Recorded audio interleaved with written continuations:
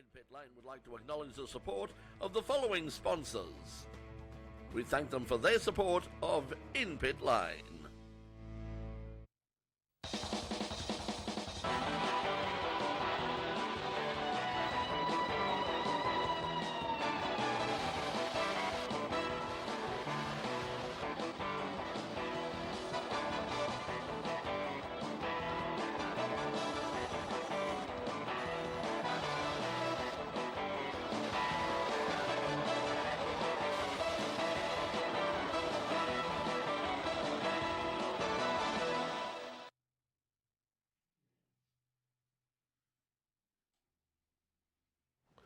Welcome to another edition of In Pit Lane. It is a packed program tonight. We have very little time at all because it was a huge weekend at Sandown for the opening of the S5000, the debut of the S5000 here in Australia. So we'll be bringing you that a little bit later on. We've got a special feature on that coming up. Also, a little bit later on in the program, we're going to catch up with the CEO of the Australian Races Group, the people behind TCR Australia, the Touring Car Masters, and the new 5th event at Bathurst. That's coming up. Doc, Craig Latigo is alongside me, but we don't have time to talk, Craig. We don't? No. Sorry, welcome viewers. Thanks for having us again, and let's get into it. Yeah, we don't have time for that. All we can do is say, this is the In Pit Lane Motorsport News.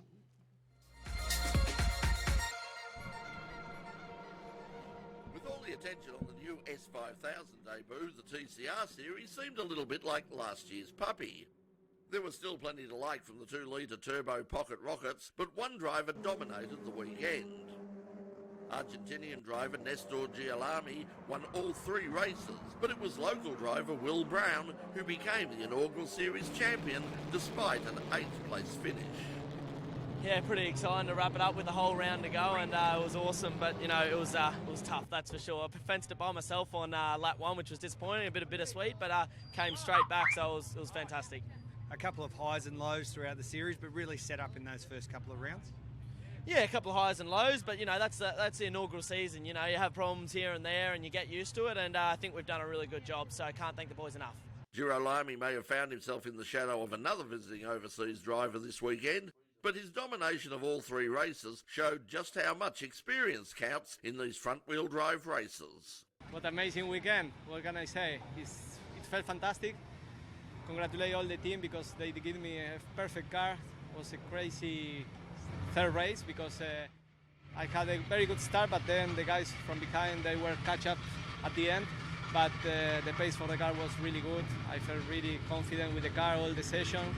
We started the weekend really good, but we improved during the weekend, improving the setup.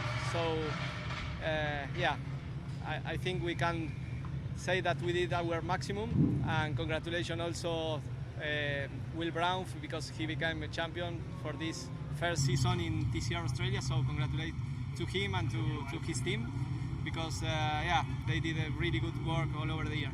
Ferrari continued their recent run of good form, but this time it wasn't Charles Leclerc who took the flag, but his almost forgotten teammate, 5 times world champion Sebastian Vettel, who took the win. Leclerc started from pole and led early, but a decision by the Ferrari team to pit Vettel first gave the German driver a narrow lead, which he held to the end. Max Verstappen recovered from a disappointing qualifying session to finish 3rd, ahead of the Mercedes pair of Lewis Hamilton and Valtteri Bottas. Martin Truex Jr. continued his good run of recent form with a win in the latest round of the NASCAR Cup Series playoffs, the Federated Auto Parts 400 at Richmond Raceway. Truex recovered from a spin to pass teammate Kyle Busch for the lead with 25 laps remaining to lead home an astonishing 1-2-3-4 finish for Joe Gibbs Racing. It was the first time in history that a single team had swept the top 4 spots in a race podium in NASCAR's Premier Series.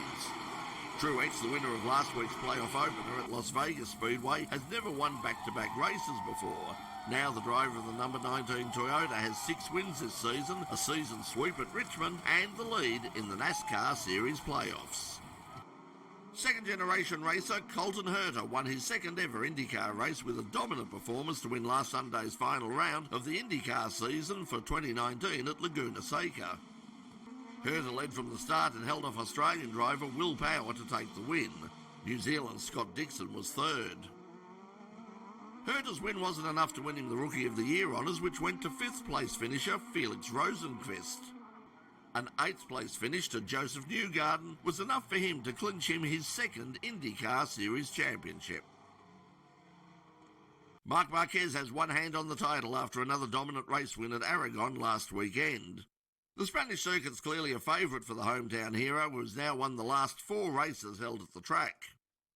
Andrea Dovizioso, who stormed through the pack to finish 2nd after starting 10th on the grid, is the only man with any real chance of depriving Marquez of the title. However, one more race win will seal the deal for the Spaniard as the circus heads to its Asian tour, including the Australian MotoGP at Phillip Island on October 27.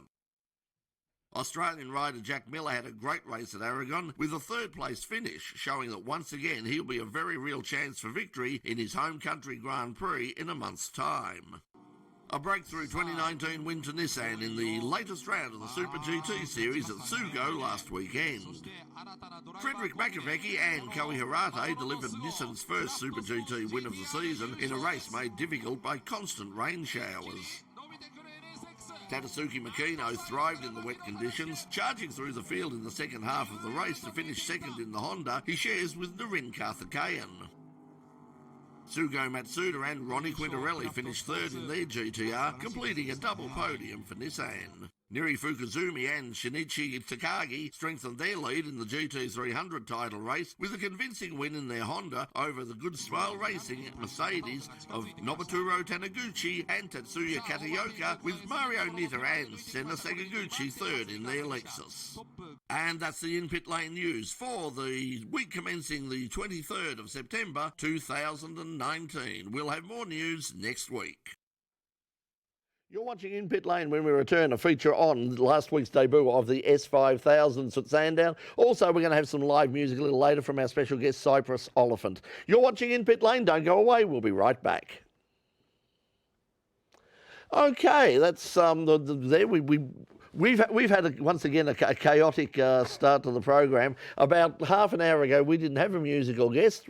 He's literally walked in off the street. Cypress Oliphant will be joining us a little bit later, and we thank Cypress for getting us out of, or in fact into trouble, one way or the other. Either way, it's all good.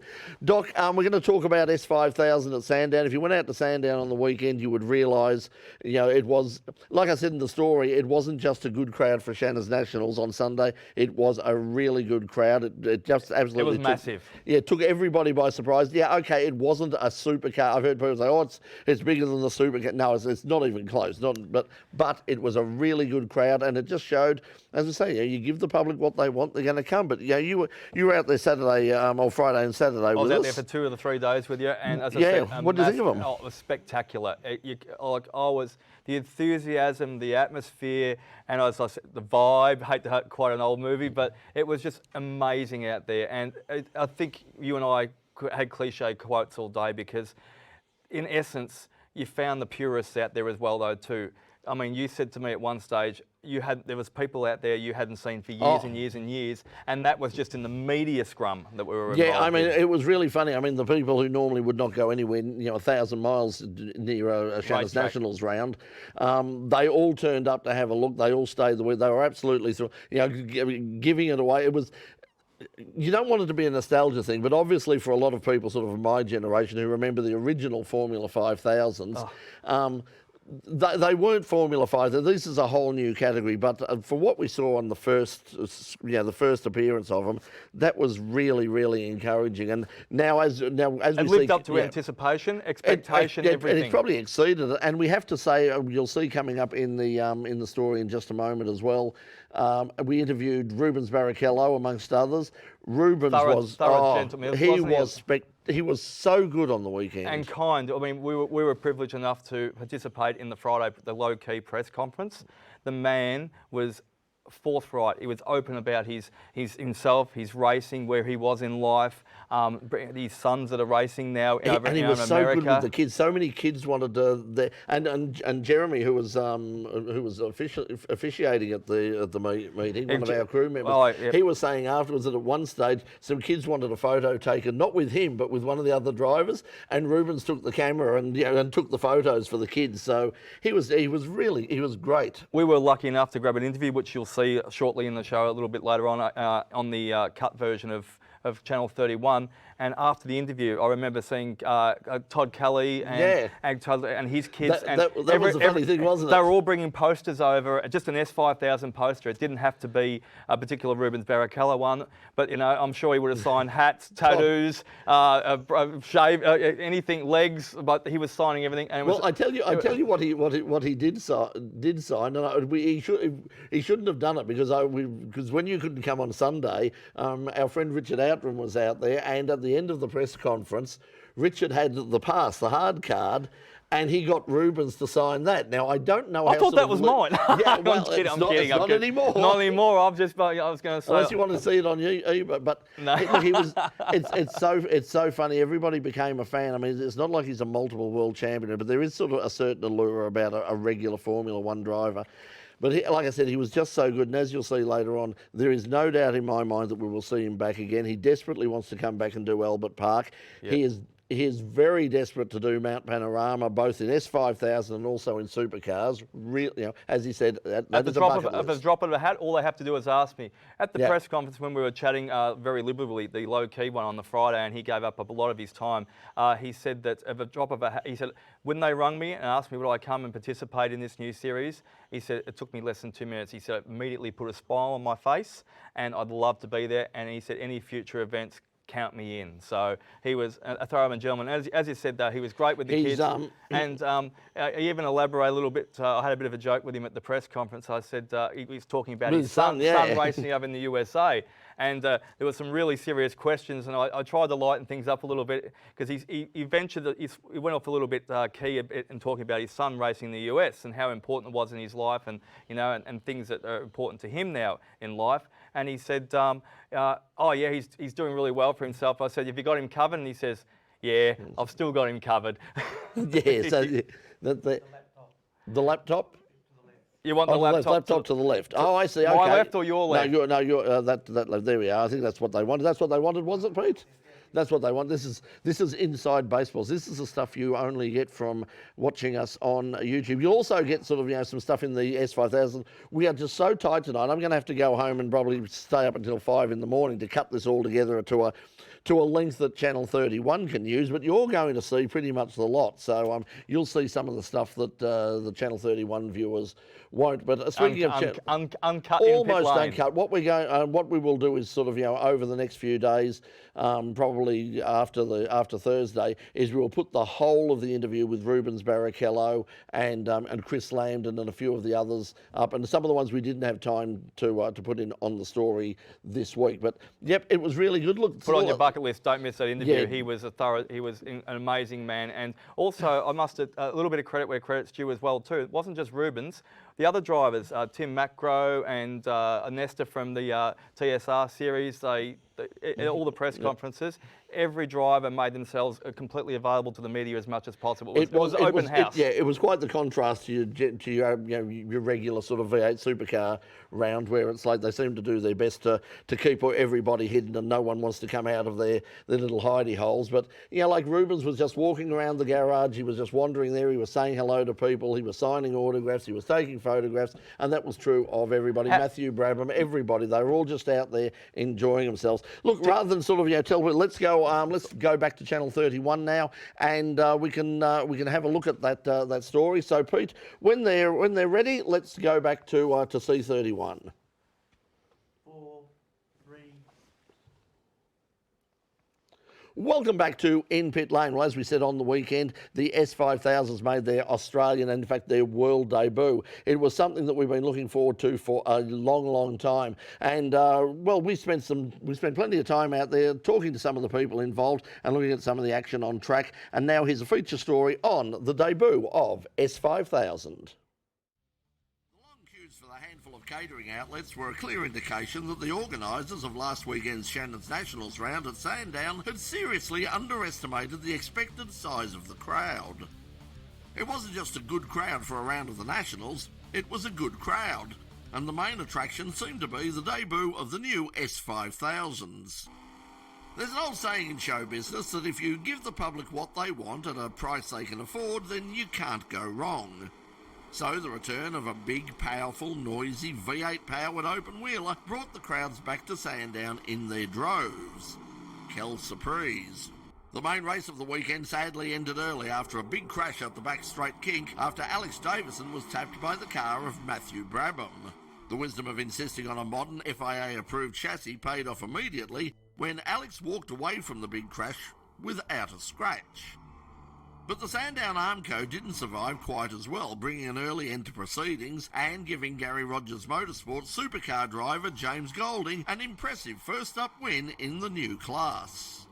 Unfortunately not to race with Rubens at the end there. I think it was going to be a good race, but yeah, still had to work for it a bit there. Obviously a few guys got caught out with the cold tyres and that sort of thing, so definitely wasn't an easy one, but yeah, Spielman didn't get to race hard there. I mean, these cars have been impressive, I think, for everyone that's seen them over the whole weekend, so I think they're definitely going to take off in the future, and it's definitely going to get even bigger. So.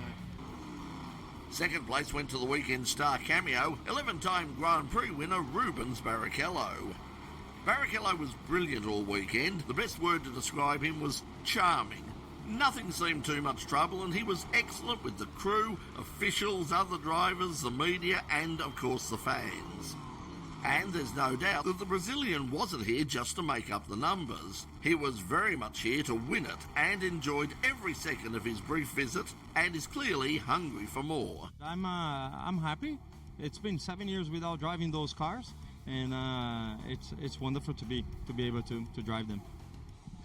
How did this deal come about? I mean, you've been running in the touring cars in your native Brazil, and so tell us about how this all happened. Yeah, well, they gave me a call, and it took me 2 minutes to decide for a yes. So I was up to it, and I've been racing go-karts, and I keep fit, so it was good to be able to drive them. Your son is, of course, racing in the United States at the moment. I mean, at a slightly lower level than this, but I mean, do you see this might be perhaps later on in next year we might see him behind the wheel of one of these, and might you be alongside him? Well, I don't know. I mean, it's probably early days for him to be driving a car with this amount of power, but we never know. This is something that Australia want young guns to come over here. And we might consider for sure. I mean, race with Eddie here would be fantastic. And what about next year? We've got a race at Albert Park supporting the Grand Prix. Would you like to go around Albert Park again? I would love to. I mean, Albert Park is something that was always one of my faves. Every time the start of the season, we would come here like a week before and visit the whole Australia because it was nice just to be here. So I would love to come here. Pole sitter for the final was Tim Macro, who had the honour of winning the first ever race for the new category on Saturday. A spin early in the race put the two-time Aussie champ out of contention in the main event, but it was appropriate that the long-time S5000 test driver would win the first ever race for the new car. It's fantastic. I'm just really wrapped to get these cars up and running. It's been a lot of work for Chris and the ARG group. They've done such a fantastic job to get the series here this weekend. To win the first race goes down in history books. I'm pretty happy about that. Although his weekend ended in disappointing circumstances, there was no doubt that Matthew Brabham enjoyed his introduction to S5000. Although he has, of course, raced at the Indy 500, Brabham said that the new cars actually had just as many similarities to his stadium super truck. Yeah, they are. I mean, they're so heavy. I mean, they're really, really heavy cars. Really quite long and bulky, and obviously heaps of power. It's heavy, but it's got a heap of grunt, and it pulls the acceleration out of the corner unbelievably. So, yeah, I mean they got not much corner speed, and you really have to kind of stop the car and then get off the corner, and it's all about exit speed. So, if you can really line someone up and get a good exit, you can make some passes. But if you're not getting good exits, then it's really hard to pass. So. Yeah, I think as the cars develop and people, figure them out a bit more, and we play a bit more with setup, they're going to get a lot better. But yeah, certainly for now, I mean, it's all kind of stop and go, which is not traditional open wheel, but it's still fun. Undoubtedly one of the happiest and most relieved men at Sandown was category founder Chris Lambden. After many years of toil and more than a few obstacles placed in his path along the way, last weekend was the culmination of an incredible vision and enormous determination. Yeah, it was a slightly unfortunate end, obviously. You didn't want to see a crash like that to bring the race to an end, but Alex is fine, which just shows the strength of the car. In fact, the big loser out of it was the fence. But other than that, the weekend's been just fantastic. I couldn't have asked or hoped for more. The racing was brilliant. We've discovered that the cars can in fact run close to each other. There's no aero wash to make that difficult. They're competitive, they're reliable. We had some good guys driving them, and of course headed by Rubens, who's just been brilliant. The addition of Rubens Barrichello to the field has got some considerable international attention to this category as well. Have you got any feedback from, as a result of that, more interest from overseas than you were expecting? Yeah, I've been getting a few texts and emails over the weekend from overseas, people wanting to know what the budget is, and they've been watching it and they like it. And Rubens has been getting texts from some of his old ex-F1 mates, like Jensen and co. So there's no doubt this first race was critical in showing the world what this is about. And as I said, it's a shame the main event got shortened, but I think what people saw up to then gives them a taste of what's coming next year.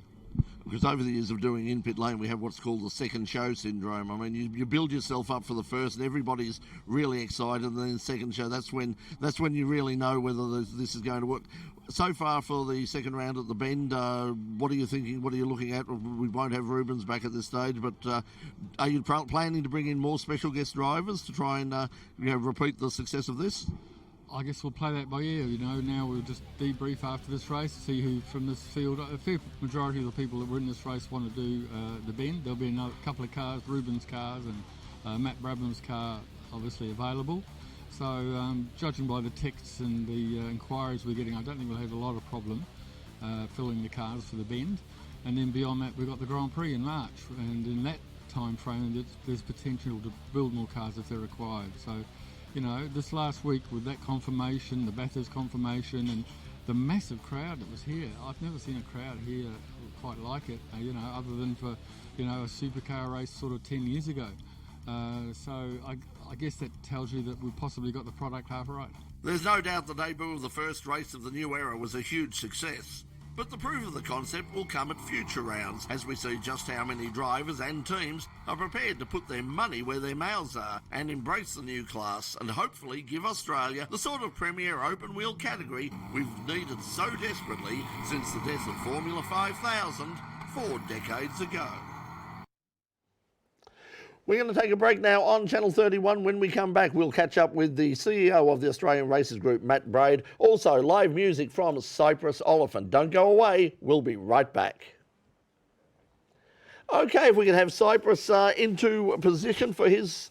Craig, have we got any sort of feedback coming through? We've got a few people. We're about to lose our battery on our laptop, incidentally, so while Cypress gets set up, what have we got? It wouldn't be a night if you didn't have something go wrong on air for a little bit. Anyway, now we've got some really some great positive feedback. Thanks for joining us here on In Pit Lane, live stream on YouTube or Facebook this evening, every Tuesday night from 9 p.m. onwards. Some positive feedback. I never thought S5000 would ever happen, but I'm so glad it did. Who's that from? Thank you from Dazamak. Dazamak. If you didn't get to catch on the weekend, Dazza, try and make the next round. Hopefully it's something local for you. But you've got something to look forward to in the Formula 1 Grand Prix. It's ticketed for that event at this stage, and it looks all systems go for it, doesn't it? So, we said in the interview, I mean, obviously there was a real push. They had the big names in, and there was a lot of money spent in getting drivers into cars to get a full field together. The next round coming up at the Bend will be interesting because they'll have no problem at all getting people for Albert Park. And what I think will happen, and I saw a comment, or you mentioned a comment a little bit ago about bringing back the Tasman Series. The Tasman Series has certainly been talked about from the earliest days of this concept with Chris. And what I think you'll find is for the Grand Prix event, for the event at Albert Park, I think you'll find a lot of the international drivers who go to New Zealand for the Toyota Racing Series will probably extend their visit by another few weeks so that they can get a drive at Albert Park in front of the Grand Prix in a big exciting car like that. So whisper around the paddock was in the excitement because, as you said, the next round is at the Bend. Sandown, there's great facility that was awesome, especially for a spectator's point of view. You had the massive grandstand there. It was a really an awesome a viewing area to look at it, but the drivers are looking forward to the bend even more so because they're going to have a nice new flat track and there'll be no bumps in it. So that was just a whisper around the paddock that That was one of the well, interesting things, though. I mean, because Sandown, especially you look at that footage at the end of the main straight.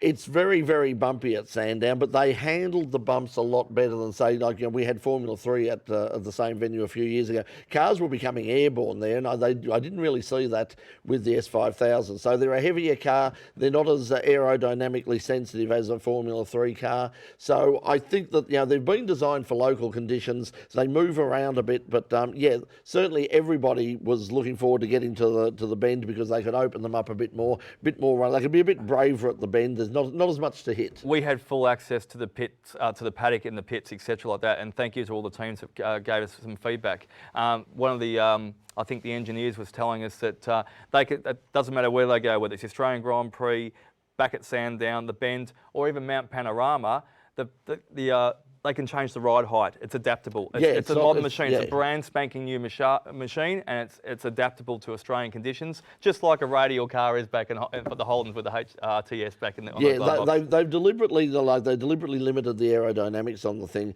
to make sure that it's not as aerodynamically sensitive. So they don't need to sort of run it, flat and hard on the bottom because it doesn't do the undercar aerodynamics aren't doing that much for it. So they can afford to lift it up a bit. We'll talk a bit about the Bathurst event with Matt Braid coming up, but in terms of them running there, that's not 100% yet. I mean, I know everybody's working towards it. I spoke to a few sort of senior CAMS officials on the weekend, and they said, "Look, we want to make this happen, but there is still a bit of work to do. A few boxes still got to be ticked before we can get that it's done. Got to be signed off. They certainly want it to happen. Everybody's keen to happen. The drivers want to happen, especially Rubens, who said, "Look, I'll move heavens, and I want to be there.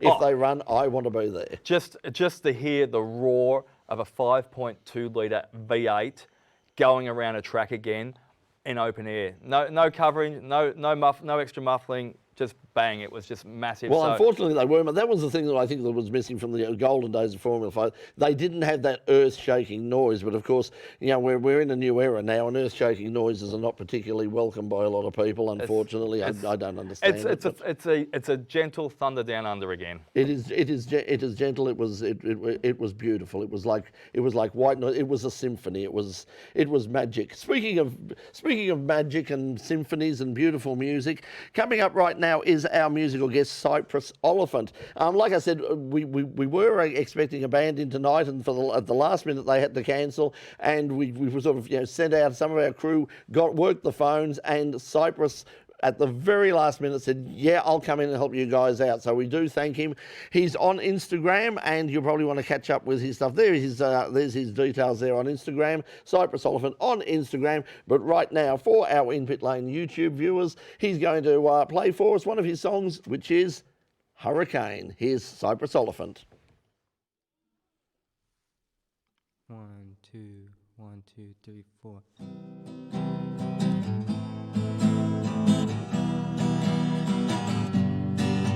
When the hurricane came, I told myself the world would be just fine. But when you couldn't be found, no, you couldn't be found, my whole world came crashing down.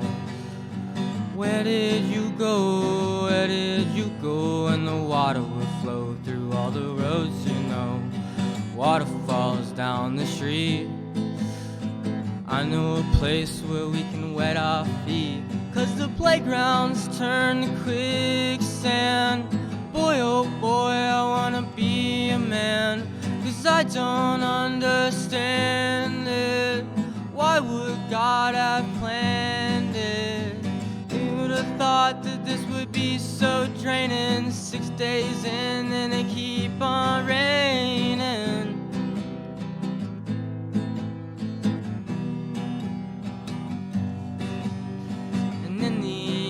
My roof given, will you be waiting when I reach the bends?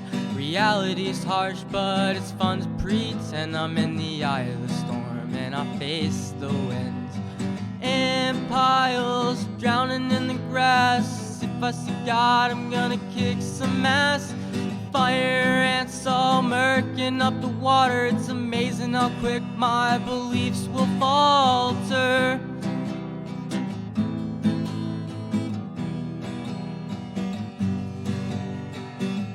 Are you out there?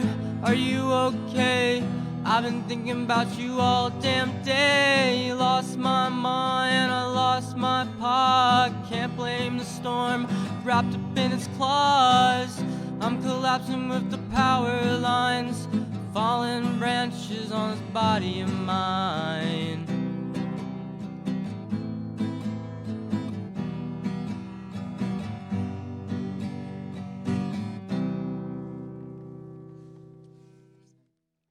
Cypress, Oliphant and Hurricane. Cypress will be joining us to take us out a little bit later on in the program. Now, in a moment, we're going to show you what's coming up this weekend. Apart from the big crowd that was out at Sandown on Sunday, I believe there was an absolutely huge crowd as well out at Calder Park for their Sunday Fun Day, their off-street drag racing event. And it was such a big event, as you'll see in what's on. They're actually going to have another one this coming Sunday as well. So that was sort of, a bit unexpected. So it was such a popular thing, and they thought, let's take advantage of some good weather while we've got it. So for all you drag racing fans out there, coming up this Sunday at Calder Park drag racing will be back in action. Then they will go back to the Friday nights, the traditional Friday and Saturday nights for the summer period. And remember, In Pit Lane will be live streaming selected events at Calder Park Drags right throughout the summer. So stay, if you want to get details of that, make sure that you follow the Calder Park drag racing page, and also we'll give you the details on the In Pit Lane YouTube channel and In Pit Lane Facebook page as well. Looking at another King of the Hill though, down the track. Another King of the Hill is coming up. That's one of the events, the Roe Memorial. That's another one we're going to be covering. Also, just for live streaming, Formula SAE, still not sure, I'm still not 100% confirmed for Formula SAE, but we are, trust me, we're working on that really hard, and we're hoping to have Formula SAE live stream, as we've had for the last 5 years. We've put in a lot of time and effort to try and get that up and running, and we've had a great response. Literally tens of thousands of people watch that every year. So Formula SAE is on the way. But right now we'd better go back to Channel 31 and we better go back to our What's On segment. So Pete, when they're ready. 5, 4, 3. Brought to you by the Motoring Diary, a must-have for all motoring enthusiasts. It's that weekend of the year again. Yes, that one day in September. Well, one weekend in September at the Victorian State Circuit Racing Championships Grand Final at Phillip Island. It's so important, the good people at the state government have given us a long weekend to celebrate it. So head down for racing on Saturday and Sunday, or go down early on Friday and make a long weekend of it. There's plenty to see down at Phillip Island. There's penguins and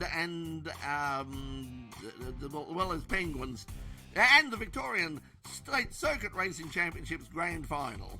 Also, coming up this Sunday, it's Sunday Fun Day at Calder Park. Yes, last weekend was such a success, they've decided to do it all over again. So head out there with your hot street car, race your mates and keep it off the street. This Sunday, Sunday Fun Day, Calder Park Drag Racing. And that's what we've got for you this week in Melbourne Motorsport. Indeed, that's what we have for you this weekend. Now, coming up, of course, announced last week was the fact that the Australian Racers Group, the people behind TCR Australia, now S5000, Touring Car Masters, TA2, they're getting quite the package together. They are going to run the 5th event at Bathurst. And we had the opportunity to catch up with the CEO of the Australian Racers Group, Matt Braid, at Sandown. And we started off by asking him just who exactly are the Australian Racers Group? March 2018 we came together, and it's a group of motorsport investors and business people who obviously like the sport, want to see some, the landscape change potentially with some new blood and new categories.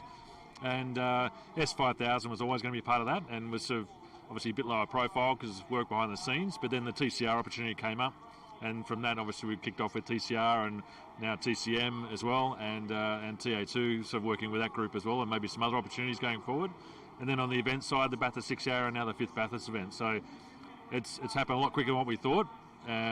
We've worked pretty hard to do it, but also the opportunities probably presented themselves a bit quicker than what we thought as well. And it's certainly been the case with TCR. I mean, I remember when the sponsorship announcement was made, Mike Sinclair from CarPoint said, "Oh, yeah, we're behind this. It might be a slow burn." And I said, "It might not be as slow as you think." Well, it's been even faster than I really would have thought. Are you surprised at how quickly this has come together? Yeah, look, we knew it'd get traction, but to be fair, like it's got support, coverage. From more quarters, much better than what we expected first year. So we always knew over the long haul it'd be a great series and it'd be well respected, well supported. But for first year, yes, far better than what we anticipated. It is, of course, an international series, and we've got an international driver here this weekend. We've had other international drivers.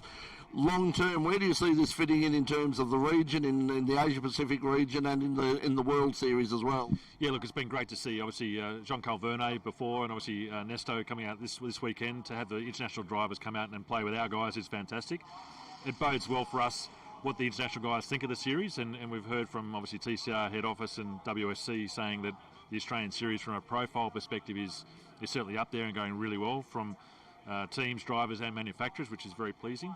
So we believe with TCR Australia, New Zealand coming on next year, we're already talking about what we can do regionally with our two series combining maybe with Asia and in Asia Pacific or an Oceania type scenario. So that's over the sort of medium term. We'll have those discussions, and with any luck, it'd be great to see Australian talent, teams and drivers participating on a regional basis and potentially on a world basis down the track. Well, you mentioned the fifth event at Bathurst. I mean, that would seem to me to be the ideal place for a round of the World Championship at Mount Panorama. Is that something that's in the back of your mind? I mean, you'd be coming off, in terms of the calendar, you'd be close to sort of what's happening at Macau. So is that something you would like to get involved in? No, probably, look, to be fair, the World TCR is a different series, so it's not part of, obviously, the TCR Championship. It's through the FIA. You're obviously using TCR regulations. So this is not going to be a round of the WTCR series, but it will be an international TCR race, which will obviously work with the other national series that we know and obviously we work with and have met. Everyone will be invited down to that race, so there will be a definite international flavour to that race at the fifth Bathurst. ARG is putting together quite a portfolio now, apart from TCR. Of course, we've got the debut of S5000 this weekend. You mentioned the Touring Car Masters, a very, very popular series. Also, TA2, which has been growing at a great rate of knots as well. What's the long-term plan for all of these? Is it something that you want to sort of run your own meetings, and with all of these with all of these products, I suppose, or is it something that you would like to, say, work with supercars and put it out as a package to promoters? Yeah, look, I think so. We want to focus on the events that are best for each individual category. So in some cases that will be a Cams and Shannon's round or an ARG opportunity or with supercars. So all that's on the table. The only event that we'll actually look at passing on together at this stage is the fifth Bathurst event. But otherwise, it's about making sure that each category performs in its best with its competitors in any given event, wherever it is. So there's no plans at this stage to bundle it up as a race package across the full year. The television deal has also been discussed, and we know that James Warburton is involved. James Warburton sort of returned to Channel 7 just recently. Does that necessarily mean anything? Might we be looking at a return to Channel 7 Motorsport? Look, I think there's a lot of talk about it, and SBS are our partner this year. They've been great, obviously, to kick off the first round of the first year of the series. There's interest from other free-to-air networks, and yes, 7 is one, and James is now there, which is interesting. So, look, it's still to be discussed and still to be finalised, but yeah, we're hoping that there'll be, whichever way it is, there'll be a great coverage next year in 2020 and beyond. You mentioned all of the categories that you've got already and the possibility of some others. One thing that was, I saw, sort of hidden in the press release for the Bathurst announcement was the letters LMP3. Is that something? We've got the Asian Le Mans series coming to the Bend at the start of next year. Is that a category you'd like to get involved with? No, I think, look, LMP is obviously through the Asian series and SRO. There is actually scope to have them at the Bathurst event, which is what we've done. But LMP3 here is obviously yet to start. It's in good hands, so there's no intention from us, obviously, to disrupt that. We do obviously want to support them and see them do well in Australia, and obviously that helps the Bathurst fifth as well. That you've got a good local series combining with some international teams and drivers to participate in it as well. As you say, this has all happened so quickly. I mean, long term, 5 years time, where would you like to see the ARG, and where would you like to see categories like S5000 and TCR? Yeah, look, I think we've targeted categories where we think there's either scope to grow, and certainly obviously international scope, I think. So to see some of our categories branch out or race or teams and drivers within that race internationally and regionally, then that's obviously our ultimate aim. And then to have some really good high-class events with the 6 hour, we want to take what's really good about that event and keep building it. And the fifth Bathurst is obviously a clean sheet of paper, and we want to make that an iconic, almost a grand finale on the motorsport calendar every year. And if we can do that, we'd be very pleased. Just quickly on the 6 hour, there's been some concern from some of the traditional people involved in that it could move away from the production car area. Is that something you're looking at, or will it stay a production car based event? Our intention at the moment is not to change what it is. I think the event itself is iconic, and it's always been a production, or for many years been a production race. We don't see a need to change that. If anything, we'd like to add to it and make it a bigger event, that obviously still focus on the production cars as the key category on the 6 hour. Yeah, they're putting together certainly quite a portfolio there, the Australian Racers Group. Now, coming up to take us out tonight is Cypress Oliphant. Cypress jumped in at the last minute to save us with some music, and he's on Instagram if you want to catch up with him and find out where he's playing around the place and also catch up on some of his music. But as I said, he's coming to take us out tonight, and he's going to take us out with his song Trees. So until we see you next week on In Pit Lane, from Doc and myself, it's good night, and here's Cypress Oliphant and Trees. There comes a time when trees grow old, when stories climb and reach their soul, and in time I will find my spirit vine and reach them whole. I am but a wrinkle in their spine, I'll grow forest for divine purposes, for what I think is right. In the end I'll win my fight. If I had a fragment of your time, surely I could change your mind. Oh, oh, surely I could change your. Listening to leafy visions as their trunks fragment and vision. And if I die, then who am I kidding? I'll be buried within the living. They say the playtime's over when you're dead, but I've got stardust in my head.